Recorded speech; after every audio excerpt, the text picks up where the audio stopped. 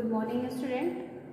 आज हम सभी लोग यूग्लिना का मॉर्फोलॉजी या स्ट्रक्चर पढ़ेंगे। ठीक है, जनरल स्ट्रक्चर पढ़ेंगे इसका।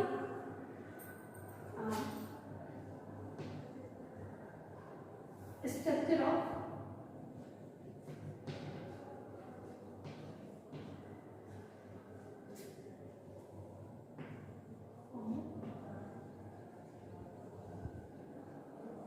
ठीक है, तो स्ट्रक्चर ऑफ यूग्लिना, ठीक है, इसके बारे में डिटेल से स्टडी करेंगे और वन बाय वन, क्योंकि यूग्लिना से रिलेटेड ये क्वेश्चंस एग्जामिनेशन में शॉर्ट नोट्स में आते हैं। ठीक है, जैसे यूग्लिना के बारे में हम कहते हैं यूग्लिना विरिडिस, जो हम यूग्लिना की बहुत सारी स्पीसीज पाई जाती हैं, जिसमें से कि हम यूग्लिना विरिडिस के बारे में डिटेल से स्टडी करेंगे। तो यूग्लिना विरिडिस फ्रीली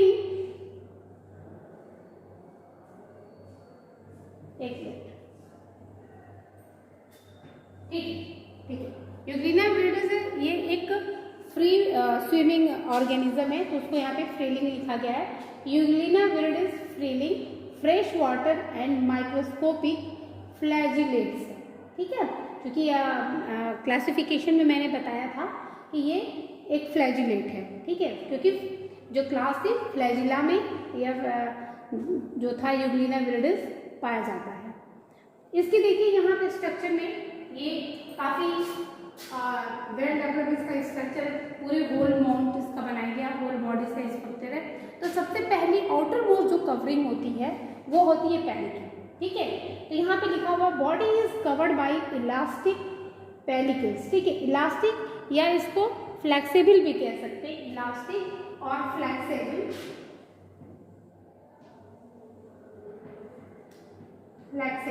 ठीक है, जो कि फैलता हो, जो फ्लेक्सिबल हो। तो इनकी जो पेलिकल होती है वो आपकी इलास्टिक फ्लेक्सिबल पेलिकल होती है। इट परमिट मूवमेंट, जो इसके मूवमेंट में हेल्प करती है, किसके, यूग्लिना का। It is made up from protein, it consist step called myonemes. एक बात यहाँ पे ध्यान दीजिए कि ये किसमें हेल्प करती है, इनकी जो आउटर मोस्ट कवरिंग होती है वो पेलिकल की बनी होती है, उसको पेलिकल कहते हैं। ठीक है, इसका फॉर्मेशन, पेलिकल एक प्रोटीन है। ठीक है, और इसका जो ये किसमें हेल्प करती है, ये मूवमेंट में हेल्प करती है, किसके, यूग्लिना के मूवमेंट में। जो पेलिकल यहाँ देखिए मैंने लिखा है, जो आउटर मोस्ट इसकी कवरिंग है, यहाँ पे देखिए आउटर मोस्ट कवरिंग है पेलिकल की। ठीक है, ये देखिए इनके बॉडी में, और ये किसकी बनी होती है, प्रोटीन की बनी होती है। ये हेल्प करती है मूवमेंट में। दूसरी चीज कि जो पेलिकल से एक स्ट्रिप निकली होती है, जो वन साइड से लेकर अदर साइड तक एक फैली होती है, उसको हम लोग क्या कहते हैं, मायोनिन्स कहते हैं। क्या कहते हैं, मायोनिन्स। ठीक है, देखिए ये पेलिकल यहाँ पे है और पेलिकल से लेकर के यहाँ तक एक स्ट्रिप फैली हुई है, जिसको मायोनिन्स कहते हैं। नेक्स्ट, और देखिए जो पेलिकल किसके अंदर, किसके बीनीथ में पाई जाती है, प्लाज्मा मेम्ब्रेन के बीनीथ में पाई जाती है। जो सेकेंड स्ट्रक्चर है, पेलिकल चारों तरफ से किसको घेरे हुए है। देखिए पेलिकल चारों तरफ से एक से कह सकते हैं कि एक लिक्विड में या मैट्रिक्स को घेरे रहता है, जिसको हम लोग साइटोप्लाज्म कहते हैं। ठीक है, तो लिखा है सेकेंड क्या है, साइटोप्लाज्म। देखिए यहाँ पे सेकेंड क्या है, साइटोप्लाज्म। साइटोप्लाज्म में देखिए लिखा है pellicle compose cytoplasm that is ectoplasm outer and endoplasm inner. जो साइटोप्लाज्म होता है वो टू पार्ट्स में डिवाइड होता है। यहाँ पे हमने देखिए बना रखा है, ठीक है, यहाँ पे कि जो साइटोप्लाज्म इसके पेलिकल के अंदर जो मैट्रिक्स घिरा हुआ है वो साइटोप्लाज्म है, और साइटोप्लाज्म दो पार्ट में डिवाइड होता है। जो बाहर वाला होता है उसको एक्टोप्लाज्म कहते हैं, और जो अंदर वाला होता है इनको एंडोप्लाज्म कहते हैं। जो एक्टोप्लाज्म होता है वो बिल्कुल क्लियर होता है, ठीक है, लेकिन जो एंडोप्लाज्म होता है उसमें कुछ क्या सब्सटेंस फिल्ड होते हैं। ठीक, जैसे कि उसमें फूड वैक्यूल्स वगैरह पाए जाते हैं। ठीक है, नेक्स्ट तीसरा है रिजर्वायर। अब देख रहे होंगे थर्ड स्ट्रक्चर है रिजर्वायर, जो ये ऊपर की तरफ, ठीक है, इसके एंटीरियर रीजन, जो इसका ये एंटीरियर पोर्शन है, क्या है, एंटीरियर, और ये है पोस्टीरियर,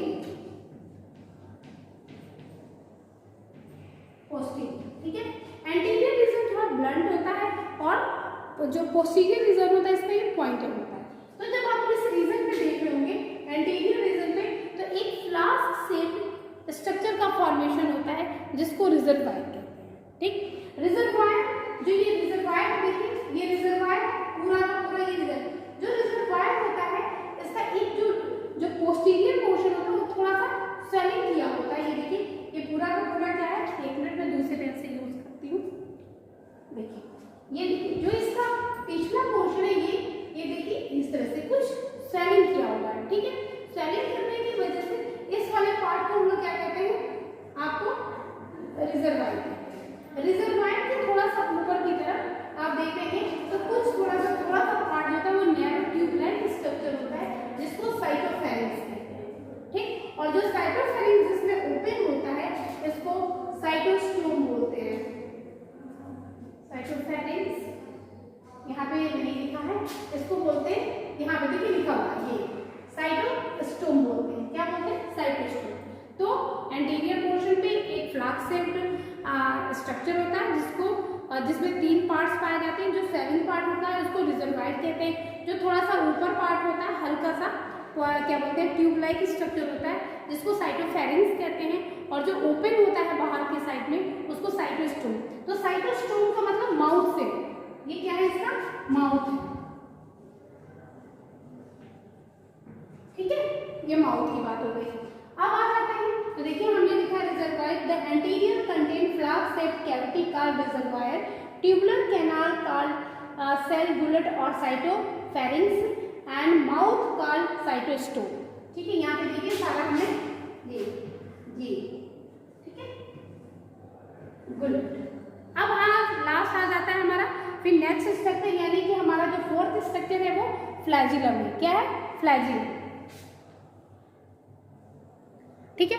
अब फ्लैजिलम, अब देखिए यहाँ से देखिए जो रिजर्वायर होता है, रिजर्वायर से 2 फ्लैजिला एराइज होते हैं, एक शॉर्ट फ्लैजिला, एक लॉन्ग फ्लैजिला, ठीक है। जहां से फ्लैजिला एराइज होता है, ये देखिए ये पोर्शन जहां से ये फ्लैजिला एराइज होता है, ठीक है, ये यहाँ जहां से फ्लैजिला एराइज होता है उसको बेसल बॉडी बोलते हैं या ब्लीफेरोप्लास्ट बोलते हैं। क्या बोलते हैं, बेसल बॉडी या ब्लीफेरोप्लास्ट।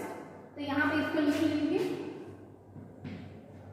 बेसल बॉडी, और ब्लीफेरोप्लास्ट, आप लोग उसको नोट भी कर लीजिएगा, ब्लीफेरोप्लास्ट, ठीक है। तो जो आपका रिजर्वायर होता है, रिजर्वायर से 2 टाइप के फ्लैजिला एराइज होते हैं, एक को लॉन्ग फ्लैजिला बोलते हैं, दूसरे को शॉर्ट फ्लैजिला बोलते हैं। जहां से फ्लैजिला एराइज होता है उस पोर्शन को ब्लीफेरोप्लास्ट कहते हैं, ठीक है। और जो लॉन्ग फ्लैजिला होता है, यहाँ पे देखिए यहाँ से निकला हुआ होता है, ठीक है, ये ब्लीफेरोप्लास्ट कहते हैं इसको, जहाँ से निकलता है। और एक लॉन्ग होता है जो लोकोमोशन में हेल्प करता है, इसलिए इसको लोकोमोटरी ऑर्गन भी कहते हैं। क्या कहते हैं, लोकोमोटरी ऑर्गन कहते हैं, ठीक है। जो लॉन्ग फ्लैजिला होता है उसके एंटीरियर पोर्शन पर, ठीक है, जो लॉन्ग फ्लैजिला होता है उसके एंटीरियर पोर्शन पे थोड़ी सी स्वेलिंग पार्ट होता है, ठीक है, वो स्वेलिंग कर जाता है, उसको बोलते हैं पैराफ्लैजिलर बॉडी। क्या कहते हैं इसको, पैराफ्लैजिलर बॉडी। ये थोड़ा सा पार्ट स्वेलिंग किया रहता है, किसका, लॉन्ग फ्लैजिला का एंटीरियर पोर्शन पे थोड़ा सा पार्ट स्वेलिंग कर जाता है जो पैराफ्लैजिलर बॉडी कहा जाता है। और ये आपका हेल्प करता है किसमें, फोटो रिसेप्टर में।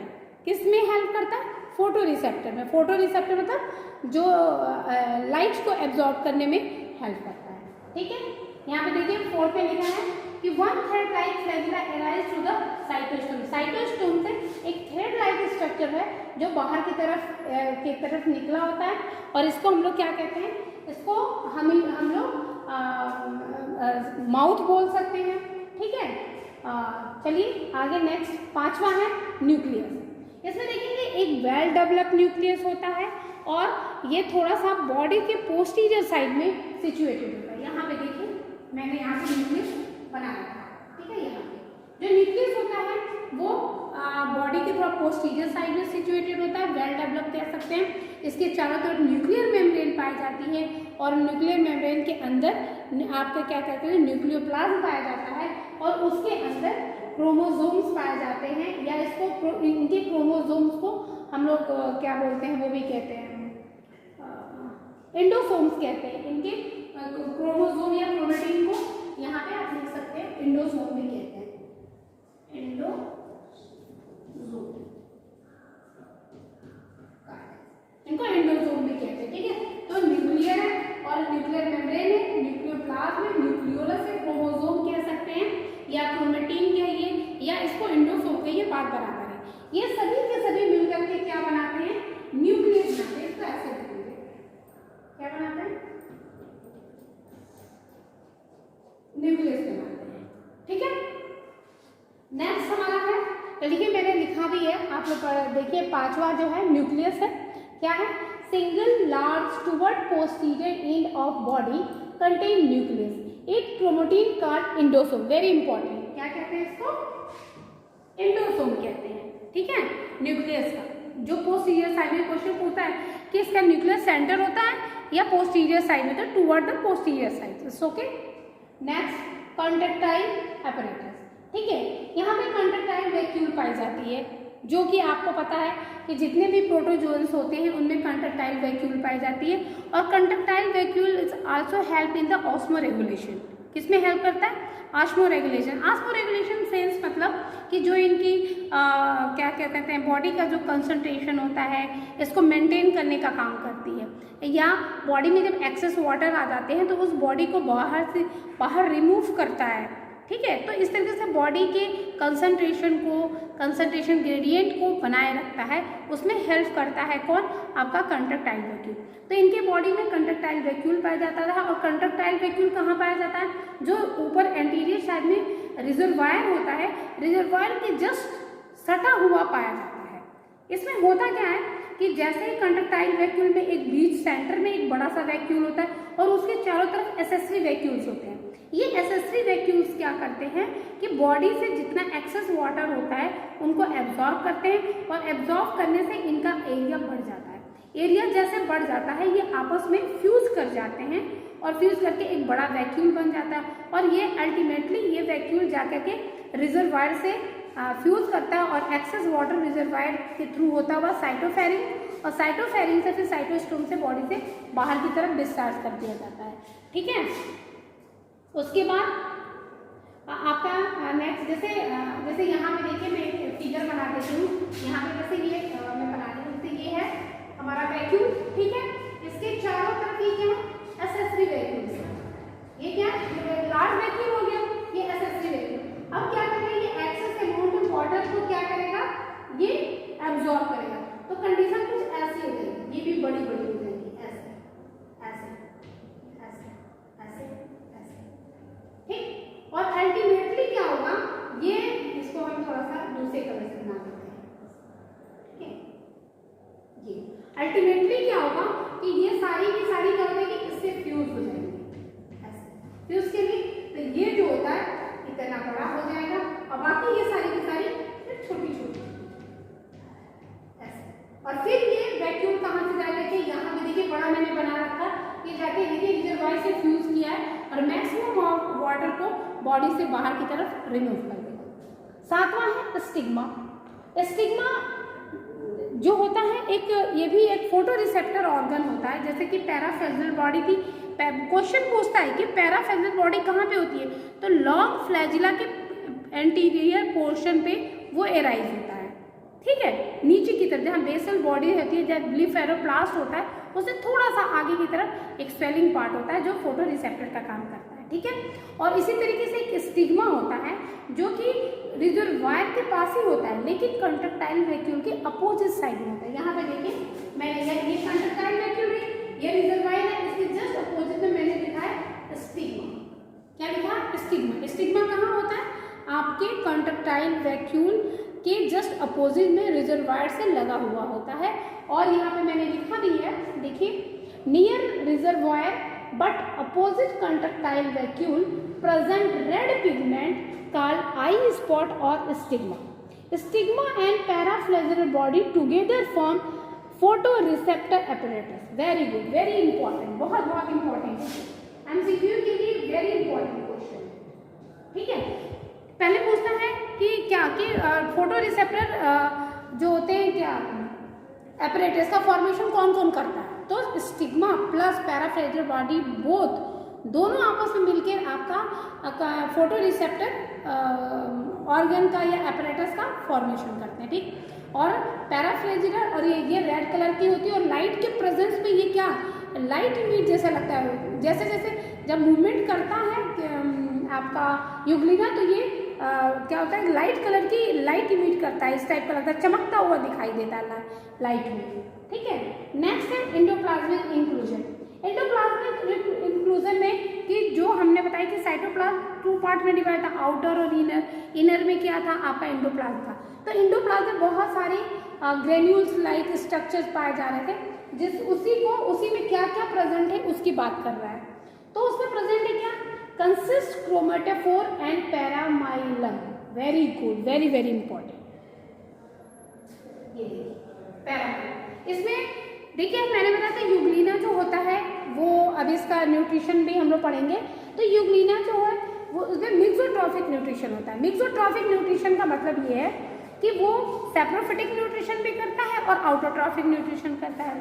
तो भाई सेप्रोफिटिक तो चलो ठीक है, लेकिन आउटोट्रॉफिक न्यूट्रिशन क्यों ऐसे करता है, तो आउटोट्रॉफिक न्यूट्रिशन के लिए यूग्लिना के पास में वो आपका क्लोरोप्लास्ट होता है और क्लोरोप्लास्ट कह दो या क्रोमेटोफोर कह दो. ठीक है, तो क्रोमेटोफोर होता है और क्रोमेटोफोर में क्या होता है क्लोरोफिल और कैरोटीन्स होती है. तो देखिए क्लोरोफिल में भी क्लोरोफिल ए और क्लोरोफिल बी होता है. ठीक, और यहाँ पे बीटा कैरोटीन होता है. क्या होता है, बीटा कैरोटीन. ठीक है, तो क्लोरोफिल के प्रेजेंस के कारण ये एक प्रोसेस करता है फोटोसिंथेसिस. कौन सी प्रोसेस, फोटोसिंथेसिस. यहाँ पे लिख लीजिए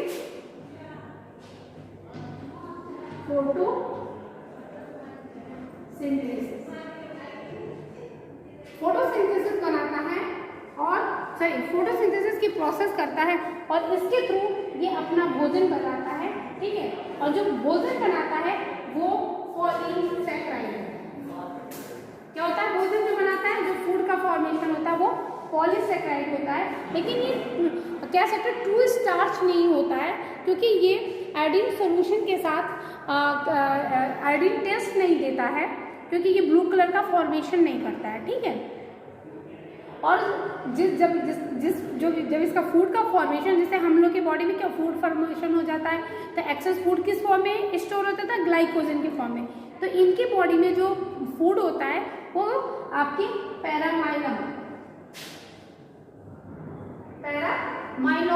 बॉडीज के रूप में इनके बॉडी में स्टोर हो जाता है. तो आप स्ट्रक्चर में देख रहे होंगे, ये गोल गोल स्ट्रक्चर देख रहे हैं, ये क्या है, ये आपके पैरामाइलम